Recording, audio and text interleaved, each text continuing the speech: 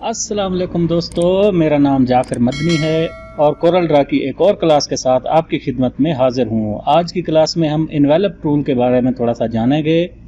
इसकी एक क्लास मैंने पहले बनाई थी और आज उसकी पार्ट 2 है। जैसा कि रवैयन चल रहे हैं, 2-3 क्लासों में हम ये ख़त्म कर देंगे टूल्स बार और उसके बाद हम एडवांस की तरफ जाएंगे। एडवांस में हम इन मेन्यूज़ के बारे में भी जानेंगे कि मेन्यूज़ में कौन सा बटन मेन्यू में है और वो क्या काम करता है। जैसा कि 3D इफेक्ट में देखेंगे, एडजस्टमेंट के बारे में भी देखेंगे क्या होता है, ये सब देखेंगे। और यहाँ पे टेक्सचर में कुछ इफेक्ट दिए होते हैं, प्लास्टिक इफेक्ट जैसे हम डाल सकते हैं। अभी हम बात करेंगे इन्वेलप टूल के बारे में कि इन्वेलप टूल कैसे इस्तेमाल होता है। तो क्लास शुरू करने से पहले मैं आपसे गुजारिश करूंगा कि आप मेरे चैनल को सब्सक्राइब कर दें और साथ वाले बेल के आइकन को भी प्रेस कर दें ताकि मेरी वीडियोस की नोटिफिकेशन आप तक बहुत जल्द पहुंच सके। तो आइए क्लास शुरू करते हैं।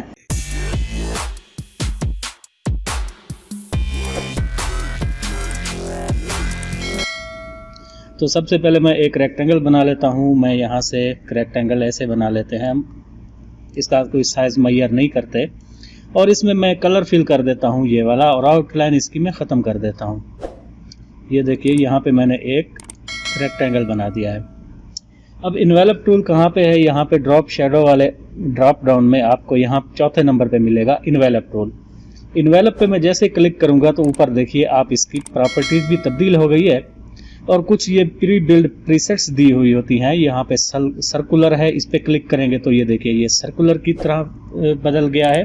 कंट्रोल Z करता हूँ मैं, क्लियर इन्वेलप कर देता हूँ और फिर से यहाँ से इन्वेलप पे क्लिक करेंगे। उसके बाद है रेक्टलिनियर।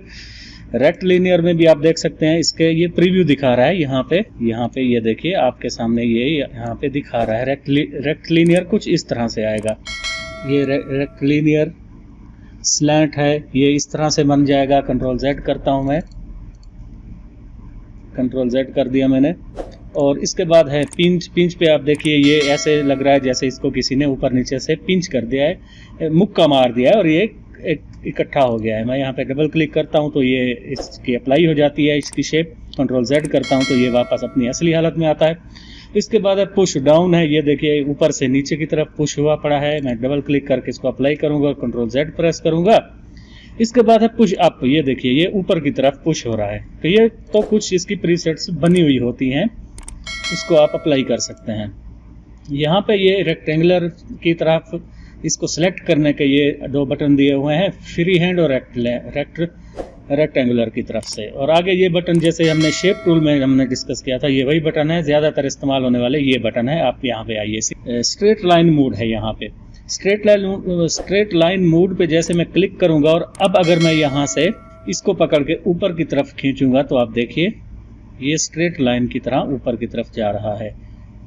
मैं इसको यहाँ से डबल क्लिक करूँगा तो ये अप्लाई हो जाएगा। ये देखिए ये ऐसे ही मैं इसको कंट्रोल Z कर देता हूँ। मैं यहाँ पे एक और रेक्टेंगल लेता हूँ, यहाँ पे मैंने रेक्टेंगल ले लिया, रेड कलर इसमें फिल कर दिया और इसकी आउटलाइन को मैं यहाँ से ख़त्म कर देता हूँ और मैं पिक टूल सेलेक्ट करके इसको यहाँ पे रख देता हूँ। अब आप देखिए यहाँ से हम एनवेलप टूल लेंगे। एनवेलप टूल लेके हम यहाँ पे इस बटन को सिलेक्ट करेंगे, स्ट्रेट लाइन मोड। इसके साथ है अनकॉन्स्ट्रेंट मोड है, इसको भी चेक रखेंगे और यहाँ पे स्ट्रेट लाइन मोड पे क्लिक कर देंगे तो ये यहाँ से चेक हट जाएगा और ये स्ट्रेट लाइन की तरह काम करेगा। मैं आपको करके दिखाता हूँ। यहाँ पे मैं जैसे इस लाइन पे क्लिक करता हूँ और इसको ऊपर की तरफ लेके जाता हूँ तो ये आप देख सकते हैं ये एक लाइन की तरह मूव कर रहा है। कंट्रोल Z करता हूँ और यही काम अगर मैं कंट्रोल प्रेस करके करूँगा तो आप देखिए दोनों साइडें इसकी ऊपर की तरफ जा रही हैं, नीचे वाली साइड भी और ऊपर वाली साइड भी। मैं कंट्रोल Z करता हूँ और अगर मैं शिफ्ट की मदद से इसको पकड़ के ऊपर लेके जाऊँगा तो देखिए आप शेप कैसे चेंज हो रही है। इसके ये नोड अपनी असली जगह पे मौजूद हैं और बीच वाले नोड ऊपर नीचे की तरफ जा रहे हैं। कंट्रोल Z कर देता हूँ मैं। और इसके बाद दिया हुआ है single arc mode. Single arc mode क्या करेगा? आप यहाँ पे देखिए, मैं यहाँ से इसके सेंटर वाले नोड को पकड़ के मिड पॉइंट वाले को ऊपर की तरफ लेके जाता हूँ तो आप ये देख सकते हैं कि ये मैं कंट्रोल Z करता हूँ और यहाँ से सिंगल ये जो दी हुई है सिंगल आर्क मोड पे क्लिक करके अगर मैं यहाँ से इसको ऊपर लेके जाऊँगा तो आप देखिए ये एक राउंड की तरह सर्कल की तरह हमें ऊपर वाली शेप बना के दी है इसने। कंट्रोल Z करता हूँ मैं और यही काम हम कंट्रोल प्रेस करके भी कर सकते हैं और शिफ्ट प्रेस करके भी मैंने इस पे सेंटर वाले पे यहाँ पे क्लिक किया हुआ है और यहाँ से मैं इसको पकड़कर ऊपर लेके जाऊंगा तो आप देखिए ये इस साइड इस स्टाइल में बन गया है। ये हम अगर किसी स्कूल का नाम वगैरह कोई लिखना चाहते हैं तो यहाँ पे मैं आपको एक और एग्जांपल दिखा देता हूँ। यहाँ पे मैंने चैनल का नाम लिख लिया है, ये मेरे चैनल का नाम मैंने लिख लिया। इसको थोड़ा सा बोल्ड कर देते हैं या इसका फॉन्ट कोई और लगा देते हैं, ये इम्पैक्ट लगा देते हैं। इसको थोड़ा सा साइज़ इसके मुताबिक कर देते हैं, यहाँ से और यहाँ तक ये इसका साइज़ में आ गया। और इसका कलर बिल्कुल ब्लैक कर देते हैं या इसके ऊपर जब हम लेके आएंगे तो इसका कलर बाद में चेंज करेंगे। अब हम चाहते हैं कि ये जो हमने यहाँ पे ये इन्वेलप टूल अप्लाई किया है हमारा टेक्स्ट भी इसी तरह का बन जाए। तो हम क्या करेंगे, इसको सिलेक्ट करेंगे अपने टेक्स्ट को और यहाँ से इन्वेलप टूल को सिलेक्ट करेंगे और ऊपर ये ऑप्शन एक आता है कॉपी का। कॉपी इन्वेलप प्रॉपर्टीज़ पे क्लिक करके हम जैसे ही माउस का कर्सर यहाँ पे लाएंगे, जैसे इस पे क्लिक करके नीचे हम अपना माउस का कर्सर लाएंगे तो कर्सर चेंज हो चुका है। वो अभी पूछ रहा है कि कौन सी शेप आपको देनी है, तो मैं इस पे क्लिक करूँगा तो ये हमारा टेक्स्ट इसके मुताबिक कन्वर्ट हो जाएगा। मैं इसको दोनों को सिलेक्ट करके C और E प्रेस कर दूंगा। इसको सिलेक्ट करेंगे, इसके बाद इसको सिलेक्ट करके C और E प्रेस करेंगे तो ये उसी शेप में आ गया है। अब हम इसका कलर चेंज भी कर सकते हैं, वाइट कर देंगे तो आप देख सकते हैं, और इसको हम थोड़ा सा छोटा भी कर देंगे क्योंकि ये इसके बाहर निकल रहा है। ये देखिए, आप इस तरह का भी इफेक्ट बना सकते हैं। मैं कंट्रोल Z करता हूँ, ये अपनी असली हालत में आ गया है। अब मैं इसके बाद दिया हुआ यहाँ पे double arc mode. Double arc mode में क्या होता है, हमारा यहाँ से आर्क शुरू होगा, एक सर्कल शुरू होगा और यहाँ पे ज़्यादा हो जाएगा। अब आपको मैं करके दिखाता हूँ। ये देखिए, मैं इसको अगर ऐसे ऊपर लेके जाऊँगा तो आप देखिए ये यहाँ से भी राउंड दे रहा है और यहाँ पे ज़्यादा सर्कल बना रहा है और यहाँ से राउंड दे रहा है। मैं इसको डबल क्लिक करके यहाँ से अप्लाई करूँगा तो आपके सामने ये इस शेप में आएगा।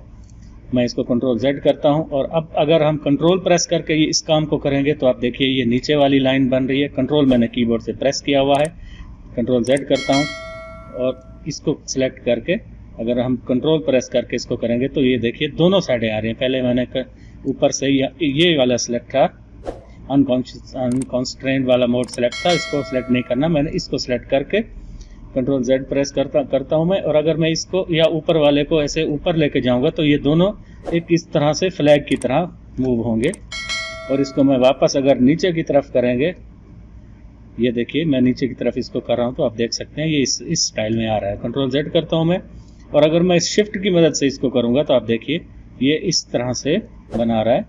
जितना आप इसको लेके जाएं, जितनी शेप आप बनाना चाहें आप इससे बना सकते हैं। इनको भी आप चेंज कर सकते हैं बाद में। यहाँ से इसको क्लिक करें, यहाँ पे ये आप अपनी मर्ज़ी के साथ ही इसको चेंज कर सकते हैं। ये देखिए बिगाड़ सकते हैं आप अपनी मर्ज़ी से, इसकी शेप भी चेंज कर सकते हैं, ये लाइन में तब्दील कर सकते हैं और कुछ भी कर सकते हैं। इनको भी आप चेक करके देख लेंगे आप कैसे ये अप्लाई होते हैं।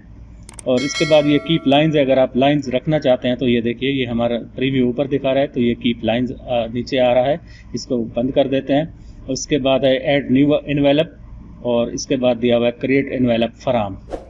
तो मैं इसको क्या करता हूँ, इसको अभी मैं फ़िलहाल डिलीट कर देता हूँ और मैं एक और सर्कल लेता हूँ यहाँ पे, या रेक्टेंगल ही ले लेते हैं। रेक्टेंगल मैंने यहाँ से रेक्टेंगल लिया और इसमें मैंने कलर फिल कर दिया और इसके बाद मैं इसको ऐसे कोई टेढ़ा मेढ़ा इसको डिज़ाइन दे देते हैं। मैंने फ़र्ज़ कीजिए ये डिज़ाइन इसको दे दिया है, ये हो गया। और इसको मैं यहाँ पे इसकी आउटलाइन ख़त्म कर देता हूँ। अगर हम चाहते हैं कि हमारा ये डिज़ाइन किसी दूसरे ऑब्जेक्ट में भी हो, मैं यहाँ से सर्कल लेता हूँ। यहाँ पे मैंने सर्कल बना दिया कंट्रोल की मदद से और इसको यहाँ पे रख दिया। इसके ऊपर मैं इसको क्लिक करूँगा और यहाँ पे आप देखिए ऐड न्यू एनवेलप है, तो एक नया एनवेलप इसमें ऐड करने के लिए इसको क्लिक करेंगे और यहाँ से इसको और चेंज कर सकते हैं। ये नया एनवेलप इसमें ऐड कर सकते हैं। और हमने क्या करना है, यहाँ से क्रिएट इन्वेलप फ्रॉम है, क्रिएट इन्वेलप फ्रॉम पे क्लिक करेंगे और यहाँ पे ला के क्लिक कर देंगे तो देखिए हमारा सर्कल जो था वो इस शेप में तब्दील हो गया। मैं इसको डबल क्लिक करता हूँ तो ये आप देख सकते हैं जितना उसमें अप्लाई किया है हमारे सर्कल को। ये रेक्टेंगल था और ये सर्कल था, इस शेप में आ गया। इसको आप कलर भी कर सकते हैं कोई भी। मैं इसकी आउटलाइन ख़त्म कर देता हूँ तो ये हो गया। आगे वाला है क्लियर इन्वेलप। यहाँ से हम ये एनवेलप जो हमने इसमें अप्लाई किया था वो इसको क्लियर कर सकते हैं। ये क्लियर हो गया। इसको क्लिक करके आप इससे भी क्लियर इन्वेलप कर सकते हैं। एक इन्वेलप इससे क्लियर हुआ है और एक दफ़ा और प्रेस करेंगे तो ये दो हमने ऐड किए हुए थे, तो ये दोनों इससे डिलीट हो गए हैं इन्वेलप। और इसके आगे ये बटन दिया कन्वर्ट टू कर्व का, अगर हम हमारे किसी भी ऑब्जेक्ट को कन्वर्ट टू कर्व करते हैं तो ये अभी कर्व में तब्दील हो जाता है। ये देखिए अभी हम इनकी कर्व को भी चेंज करके अपने शेप को तब्दील कर सकते हैं। जहाँ जहाँ नोड होंगे वहाँ वहाँ ये इसने कर्व बनाया हुआ है, कर्वी अंदाज में हम इसको चेंज कर सकते हैं।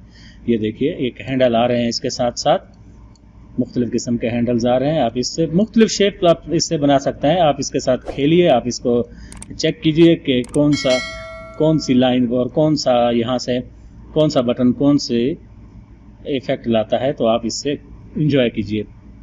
तो अब मैं चाहता हूँ कि ये जो हमने ऐसे बनाए सर्कल पे भी अप्लाई करें, तो इन्वेलप और क्रिएट इन्वेलप फ्रॉम, इस पे क्लिक करेंगे तो ये देखिए वो हमारा रेक्टेंगल इस शेप में बना था और ये सर्कल जो था हमारा वो इस शेप में बन गया है। मैं कंट्रोल Z करता हूँ, ये कंट्रोल Z कर दिया मैंने, बल्कि इसको डिलीट ही कर देते हैं। तो ये था इन्वेलप टूल के बारे में कुछ इंट्रोडक्शन इसका। इंशाल्लाह आगे आने वाली क्लासों में हम इसके एडवांस तरीके के साथ जानेंगे कि हम इससे क्या कुछ बना सकते हैं। 3D मॉकअप कैसे बना सकते हैं, पेज कवर कैसे बना सकते हैं, किसी बुक का हम पेज कवर बनाना चाहते हैं तो वो हम कैसे इसके ऊपर अप्लाई कर सकते हैं, वो इंशाल्लाह हम आने वाली क्लासों में देखेंगे।